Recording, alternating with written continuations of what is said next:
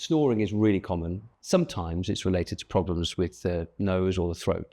And if you've got a blocked nose, that can sometimes predispose to snoring, but it can be caused by a problem in your throat as well, at the back of your throat. In severe cases, people who snore really badly can sometimes stop breathing and have pauses in their breathing, which can give them really poor quality sleep, so they feel tired in the mornings and they find it very difficult to get going in the mornings. And we call that sleep apnea, obstructive sleep apnea. And sometimes that can be related to problems in the ear, nose and throat. We sometimes see people with those kinds of issues to examine them.